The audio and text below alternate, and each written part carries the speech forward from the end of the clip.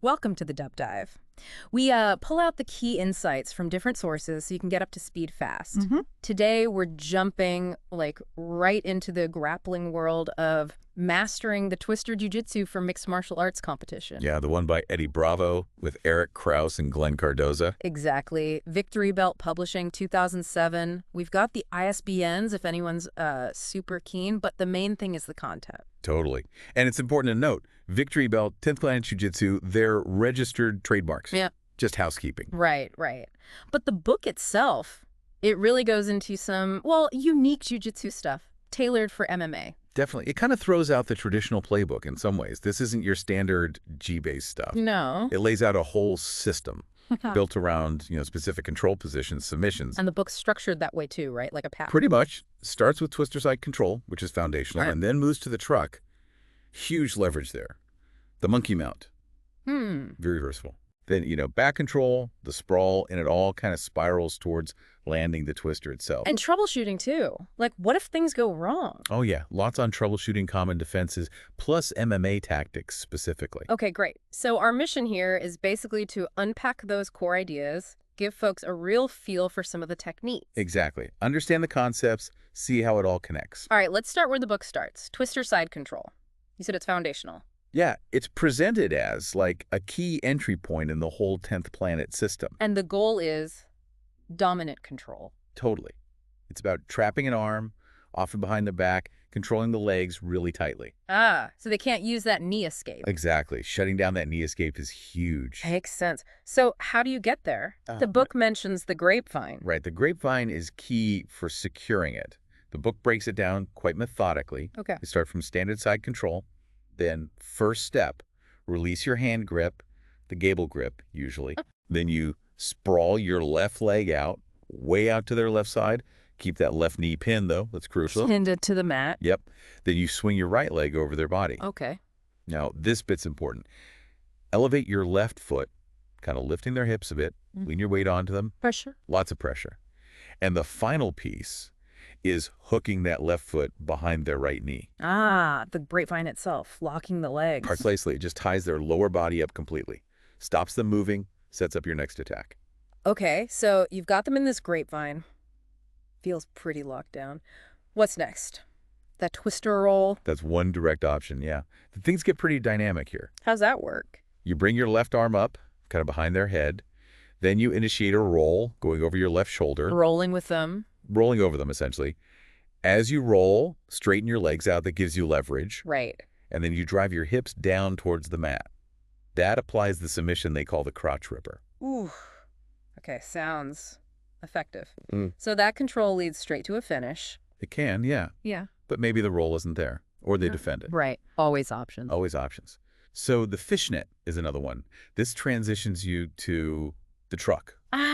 The truck position. We'll get more into that later, I guess. So it will. But the fishnet starts right after you get the grapevine. Okay. You take your right palm, place it flat on the mat, but underneath their right thigh. Under their leg. Under their thigh, yeah.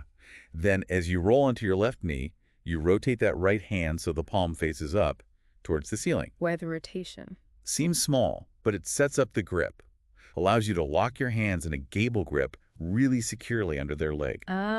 Okay. And that grip leads to the twister. The grip puts you in the truck, which is prime real estate for the twister. Yeah. It shows that fluid connection, control to transition. Makes sense. And there was another one mentioned, the goo core. The go core, yeah. Different feel to it. This one's more about using your leg pressure. How so? You use your right leg to put focus pressure on their left leg. Yeah. Then you roll your body towards their chest. Yep. And you coil your left leg tightly over their left thigh. It's another way to manipulate their body using your legs, open things up. So even just from this one starting position, twister side control, there are multiple paths forward. Absolutely. It's not static. It's a launch pad. Right. And the book even lists a bunch more transitions from twister side control straight into the truck. Oh, yeah. Yeah, quick mentions of things like the wrestler, which has different versions like ankle control or D'Souza control. Okay. And then names like muffle, the dodge, hog tie, the flash, Yeah. pry bar, the wild beast, trickster, Wow. Quite the list. and even the ninja, which is specifically about going from twister side control straight to the back. So tons of options depending on how they react. That's the core idea, I think. Yeah. Adaptability. Having an answer for whatever defense they throw at you. Okay, that makes a lot of sense. So you get twister side control, you have these attacks, these transitions, but what happens when they fight back hard? You know, bridging, sprawling. Right, that's the reality. Part 2 of the book dives right into that. Troubleshooting. How do you deal with common escapes? Because they will try to escape. Always. So the book gives specific counters. Like if they bridge, trying to buck you off by arching their hips. Standard escape attempt? The counter is called the baby arm. Baby arm. Yeah. You hook your left foot behind their head, then drop your right leg behind their back to flatten them out again. Okay. Then you secure a figure 4 grip on their arm, break whatever grip they had, and finish with that baby arm submission. Turning their escape into your submission. Clever. Exactly. Okay. And what about sprawling? When they try to flatten out, kill your angle. Yeah, another common defense. The book suggests the twist try. Just stretch it. Triangle choke. Yeah, you drop your left knee towards the mat, swing your right leg right up and around their head. High leg. Very high. Lock up the triangle, then pull their head down towards your stomach as you squeeze. Their sprawl helps you set it up. Using their defense against them again. That's a recurring theme. Okay, what about the underhook? That's always a battle, right? Getting that arm underneath. Huge battle. If they manage to get that underhook, it creates space, threatens reversals. So what are the counters? Book offers a few. The twist bar is one. One bar. Yeah. You step your left leg clean over their head, then sprawl your right leg back, hard for base. Okay. Grab their right wrist, the underhooking arm, with your right hand and just yank it towards your chest. Sets up the arm bar. Direct attack on that arm. Seems pretty aggressive. It is. Then there's the Kimura set up for the underhook. Classic Kimura lock. Uh-huh. If they get the underhook, you switch your base, bring your left leg underneath for stability. That way you spread the left leg back straight. My bad. Spread it back. Okay. Yeah, spread it back for base. Then drive your right knee hard into the right hip. Use your weight, your arms. Wrench that shoulder lock. Transitioning defense into immediate attack. Exactly. And one more for the underhook, the Darce choke. Ah, the Darce. Powerful choke. Yeah. Very. Again, they get the underhook. You switch your base, dig your right arm deep under their left armpit, Okay. and lock your hands. Gable grip. Oh. Crucial bit. Right. Get your left forearm over their left ear as you squeeze. Sounds tight. It really shows how one defensive move opens up specific counterattacks. Only. If you know the system, their defense tells you what submission to go for. All right, so we've covered establishing twister side control, some attacks, troubleshooting. Now, the truck. You mentioned it a couple of times. The book presents it as really powerful. Yeah. The truck is described as, like, super dominant position, especially for leg locks, and, of course, setting up the twister itself. Leg locks, huh? Loads of them. The book lists quite a few options available right from the truck. Like what? The calf crank. Hmm? Then it gets more intense with the kamikaze calf crank and DEFCON 4 calf crank. Wow. Also, the banana split, Yeah, which sounds fun but isn't. I can imagine. The crotch ripper again. Yeah. And something called the wheelchair. Okay, so it's a leg lock haven, basically. Pretty much. Really puts their lower body in jeopardy. But it's also key for the twister finish. How does it help set that up? Any specific techniques? Yeah, beyond just being in the position, there are techniques to overcome their defenses within the truck, specifically to get the twister. Like breaking grips. Exactly, like the iron palm strike. That's for when they're desperately clasping their hands together, trying to block you. Right, defensive shell. So you yank their near arm across their chest, creates a little disruption, then give a sharp percussive strike to their clasped hands, just to pop the grip open. The literal strike. Yeah, like a focused palm strike. Then there's the bolt cutter. For a different grip. Specifically for breaking a gable grip, if they lock their hands that way. Okay. You jam your right hand inside their right arm, wrap your elbow around, and wedge your left wrist right into the crook of their elbow. Sounds very mechanical, very forceful. Like prying it open. That's the idea. And then there's the snatch. The snatch. It's about getting what the book calls baseball bat control. Okay, what's that? You reach under their forearm and grab their wrist. Snatch it. Once you have that wrist control, that baseball bat grip, you're really close to finishing the twister. Okay, so you've got the truck, maybe use the iron palm or bolt cutter. Got the snatch for baseball bat control. How do you actually finish the twister itself? The book breaks it down. It does. Calls it the final 3 steps once you have that baseball bat control. Step 1.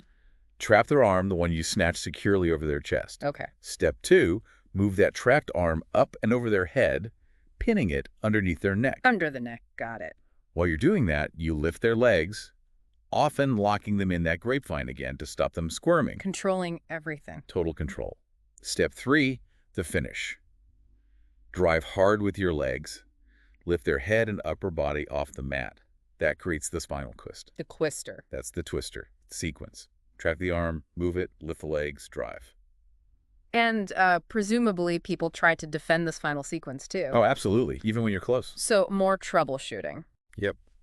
The book briefly touches on techniques like the scissors, the recycler, and trader. These are options if they're blocking that final twister setup somehow. Always have a plan B or C or D. Exactly. Need those follow-ups. Which kind of leads us nicely into the next section, right?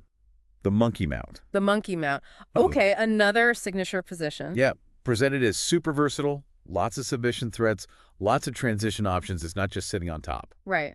How do you get there? Does it start from a normal mount? Often, yeah.